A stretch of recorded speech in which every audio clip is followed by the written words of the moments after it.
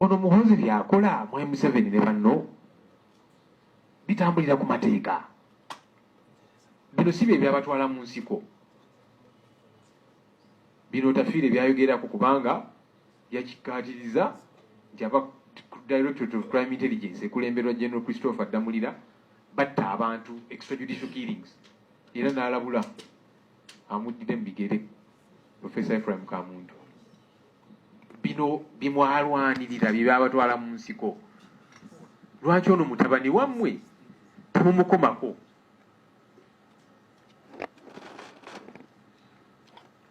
Obumenyi bw'amateeka tebukosa ffeffeka abali mu opposition. Era baidi mutwe n'abalala bawambibwa abantu abamu nga tebakwatako nnyo. Awo si wa kibiina kyange oba ki oba oli abalina n'omusango. Naye kati buli omu atandise okukiraba nti nedda buno obumenyi bw'amateeka. Kaakati bannamawulire nabo bakubibwa. Abakulembeze b'amadiini nabo bawambibwa. Mujjukira Father Sekabiro w'e Masaka ne baamuwamba. Tewali ali safe. Kanalayo Muhoozi yatiisatiisa ne bannamawulire ndowooza tayagala mwogere ku nsonga zino muzireportingeko. Naga NTV ne Daily Monitor nzija nja kubaggala kati ayagala kutiisatiisa buli omu tubeere mu kutya. N'aba NRM nabo tebali safe. Palamenti nga tutudde wiiki ewedde nayogera ku mbaka wa NRM Margaret Etiru mbaka omukyalo wa Muria naye yatwalibwa ne wayitawo ebbanga nga tewali amanyi mayitirege. Ewa NRM ekikulaga nti nammwe aba NRM abalowooza nti muli safe. Temuli safe. Temuli. Civil society bonna abalaga nti temulina kye muŋŋamba. Wano akakiiko ka Parliament kamusamuninga aka defense n'agamba mmwe basiru mmwe nja kujja mwenna mbasibe. Akakiiko ne katya. Ne speaker yaliwo mu kaseera ako n'asirika. Kakati awo we tutuuse mmwe aba NRM abalowooza nti muli safe. Yagamba nti mmwe n'abayisaamu awo eggaali n'abavumaavuma ng'anyiize. Kakati mmwe kyekiro balowoozesa nti mmwe tayinza kubawamba nga munyiiziza. Mulowooza bino biri ku ffeffekka ab'opposition. So ebintu bino bigenda mu maaso mu bumenyi bw'amateeka. Of course ba Eddie Mutwe bawambibwa n'abalala bangi bali mu makomera, ba Alex Waisa Mufumbiro, Dr. Kiza Besigye bakya mulanga kubanga gavumenti eno tajagala. Sam Mugumya naye yawambibwa ne kaakano taleetebwanga mu kooti, amayitirege tegamanyikiddwa. Waliwo omwami omulala bamuyita Amos Lwangomani. Ono alina oluganda ku General Kahindo Tafiire, ono naye yawambibwa. Emyezi egiwerera ddala giyise. Tebamuleetanga mu kooti, ali eyo bali mu kumutulugunya. Ndowooza ensonga lwaki General Kahindo Tafiire kati ayogera ku bintu bino kuba naye alina obulumi ate nga abimanyi bituufu kubanga alinayo obuwe. Tabiwulira buwulizi naye alinayo obuwe.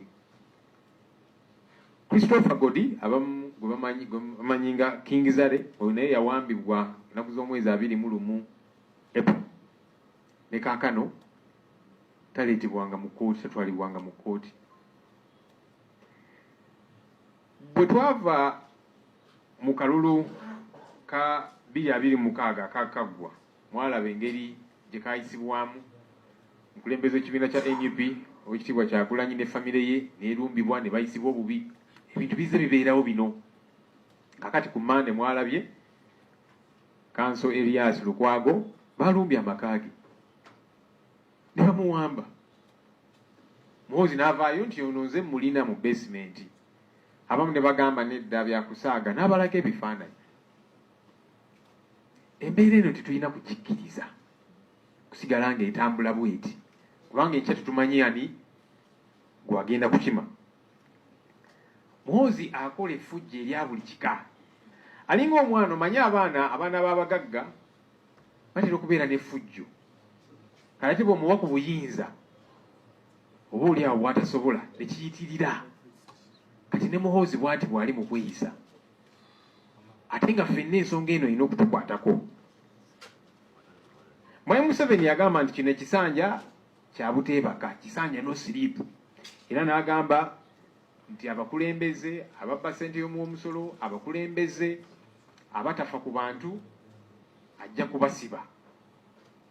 Ssebo Mwami Museveni ono mutabani wo abantu avudde ne ku ky'okuba nti tabafaako, abatulugunya, abatta, ye kennyini akikkiriza. Yagamba nti yatuusa 22 basapota ba NUP n'abalala tujja. Ono ogenda mukolako ddi bw'oba ogamba nti eno kisanja no sleep? Twagala bumenyi bw'amateeka babba ssente y'omusolo. Waliwo obumenyi bw'amateeka obusinga okutwala obulamu bw'abantu, kubanga bobba ssente zaabwe zirina okuzimba amalwaliro, naki ekyo kikyamu era balina okuvunaanibwa. Naye kaakati ono ye abattabusi tatutte ssente zaabwe zirina kuzimba amalwaliro, nguudo, naki, bw'abawamba n'abatulugunya n'akola effujjo erya buli kika. Ono mutabani wo yali waggulu w'amateeka. Ebitongole nga Uganda Human Rights Commission of course bisirise ku nsonga zino, oba oliawo nabyo biri mu kutya.